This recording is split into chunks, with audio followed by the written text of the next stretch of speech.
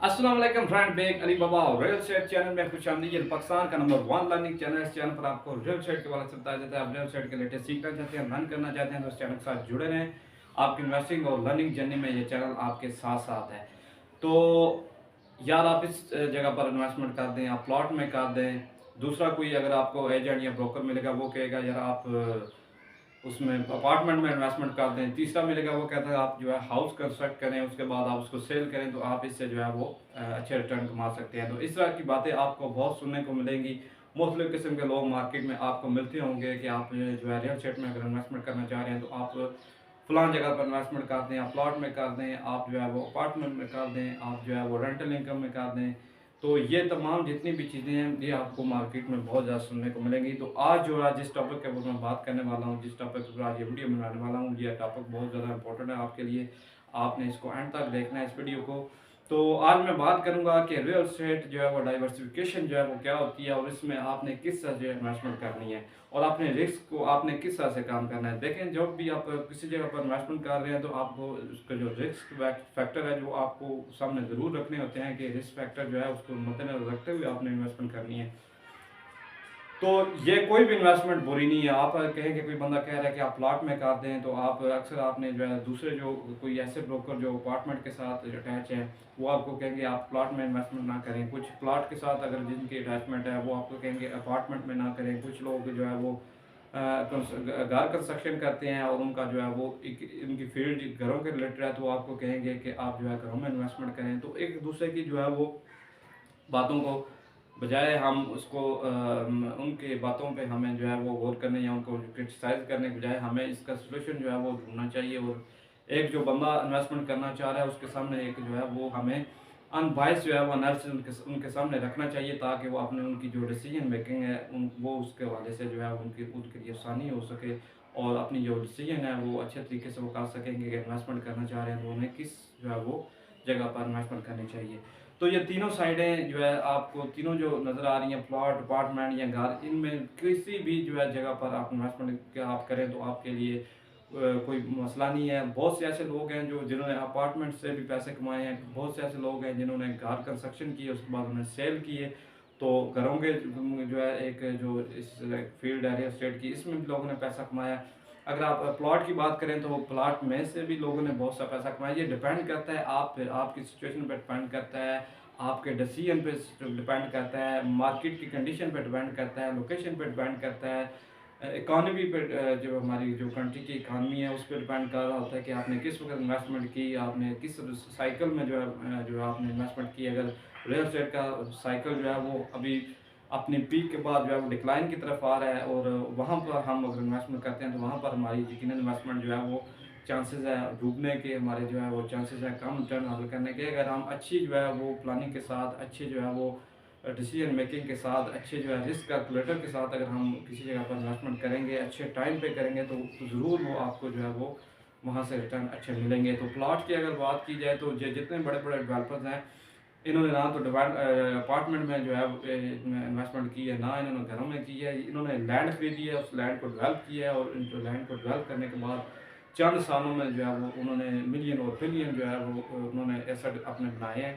तो ये आपके लिए बहुत ज़्यादा एक इम्पोर्टेंट बात है कि आप इस चीज़ को समझें कि सबसे पहले तो अगर प्लाट में करना चाह रहे हैं तो अगर मैं प्लाट के बारे से बात करूं तो इसकी एक डिटेल वीडियो मैं स्टेप बाय स्टेप आपके सामने लेके आऊँगा। प्लॉट के बारे से, अपार्टमेंट के बारे से, commercial real estate, residential real estate, इस तरह से जो तमाम वीडियो मैं आपके सामने लेके आऊँगा। लेकिन उसकी जो है वो कुछ शॉर्ट चीज़ें मैं आपको बताऊँगा। अगर प्लॉट में करना चाहते हैं तो वो भी प्लॉट में आपको जब तक आप उसका ड्यू डिलिजेंस आप नहीं करेंगे, प्लॉट में भी अगर आप जो है सही तरीके से जहाँ पर आपको इन्वेस्टमेंट सही तरीके से करनी जो नहीं आती तो आप वहाँ पर आपका अपना पैसा जो है वो ज़रूर आप वहाँ पर अपना लॉस करेंगे। तो इसी तरह अपार्टमेंट में भी अगर आप सही तरीके से नहीं करते, हम प्रॉपर जो है ड्यू डिलिजेंस के थ्रू वहाँ पर इन्वेस्टमेंट नहीं करते तो वहाँ पर भी आपको लॉस हो सकता है, आपके रिस्क फैक्टर जो है वो ज़्यादा हो सकता है। घरों में भी आप इसी तरह जो है अगर वहाँ पर आप किसी अच्छी जगह पर घर तमीर कर देते हैं तो वहाँ पर आपको भी लॉस होने के ज़्यादा चांसेस है। तो आज मैं रियल एस्टेट जो है मैं डाइवर्सिफिकेशन के बारे में बात करूंगा कि अगर आप रिस्क को कम करना चाहते हैं, आपने रिस्क फैक्टर को आप कम करना चाहते हैं तो आप तीनों जो है वो कैटेगरीज में आप इन्वेस्टमेंट कर सकते हैं। आप लैंड में भी कर सकते हैं, आप जो है अपार्टमेंट भी कर सकते हैं, आप घरों में भी कर सकते हैं, तो इसमें कोई मुश्किल नहीं।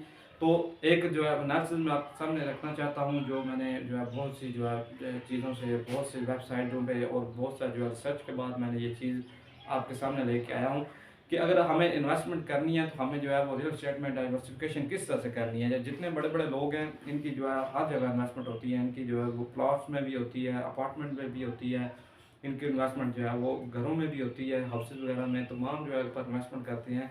और ये आपको ये चीज़ सीखनी है कि किस तरह से ये लोग जो है वो डाइवर्सिफिकेशन जो है करते हैं। तो आज हम बात करेंगे रियल एस्टेट डाइवर्सिफिकेशन के बारे में कि रियल एस्टेट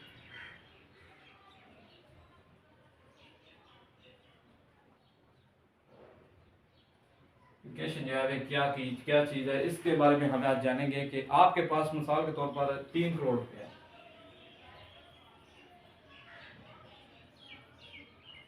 अगर आपके पास 3 करोड़ रुपया है, मिसाल के तौर पर आप इन्वेस्टमेंट करना चाह रहे हैं, तो आपको कहाँ पर कितनी जो है इन्वेस्टमेंट करनी चाहिए। तो अगर आपके पास ये अमाउंट है तो आप इसको जो है किस तरह से डिवर्सिफाई कर सकते हैं। इससे सबसे पहले हम बात करेंगे रेजिडेंशियल रियल एस्टेट की।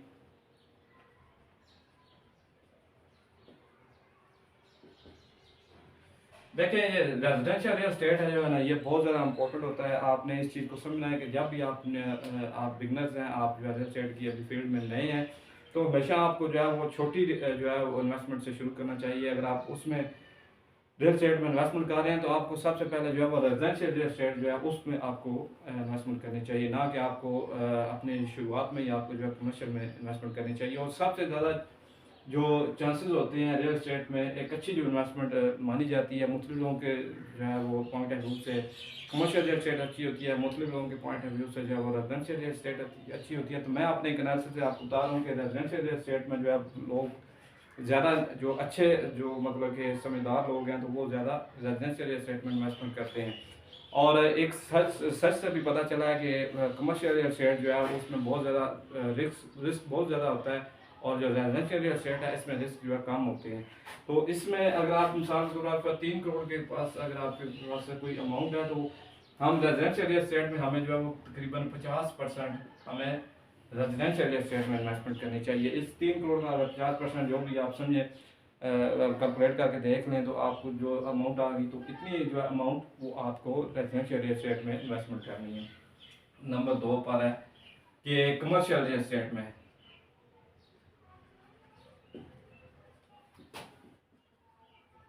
कमर्शियल रियल एस्टेट में हमें जो है कितने परसेंट जो है हमें इन्वेस्टमेंट करनी चाहिए। हमें कमर्शियल रियल एस्टेट में हमें तकरीबन 30% हमें इन्वेस्टमेंट करनी चाहिए। रेजिडेंशियल में 50% और कमर्शियल में 30% हमें इन्वेस्टमेंट करनी चाहिए। तो उसके अलावा फिर प्लॉट आते हैं कि प्लॉट में हमें जो है कितनी इन्वेस्टमेंट करनी चाहिए। प्लॉट में हमें जो है 15 से 20% हमें जो है इसमें इन्वेस्टमेंट करनी चाहिए। तो किसी जो एसेट क्लास में भी आप रेजिडेंशियल में आप देख लें, कमर्शियल में देख लें, किसी भी जगह पर आपको इन्वेस्टमेंट करने से पहले जो है तमाम ड्यू डिलिजेंस आपको चेक करने चाहिए। मुकम्मल प्रॉपर जो है इन्वेस्टमेंट से पहले जितने भी उसके रूल्स हैं, प्रिंसिपल हैं, तमाम चीज़ों का आप मद्देनजर रख कर अगर किसी जगह पर इन्वेस्टमेंट करें तो वहाँ पर आपको कम चांसेस हैं आपको लॉस होने के। लेकिन ये एक जो बात है अक्सर की जाती है कि कुछ लोग जो है जो real estate residential real estate के साथ जुड़े होते हैं वो आप कहते हैं वो आप रेजिडेंशियल में करें, कुछ कमर्शियल के साथ जुड़े होते हैं वो आपको कहते हैं कमर्शियल में करें, कुछ प्लॉट के साथ जुड़े होते हैं, कुछ अपार्टमेंट के साथ जुड़े होते हैं।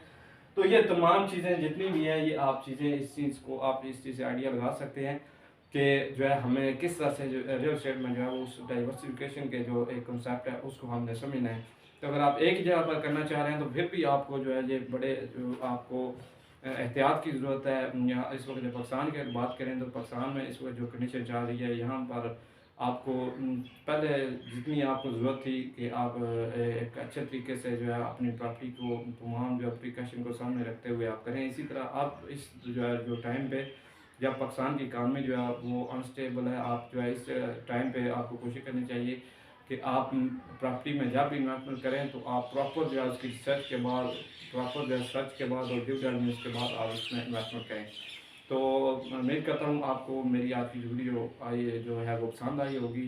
नेक्स्ट वीडियो के लिए इजाज़त दें। अल्लाह हाफ़िज़।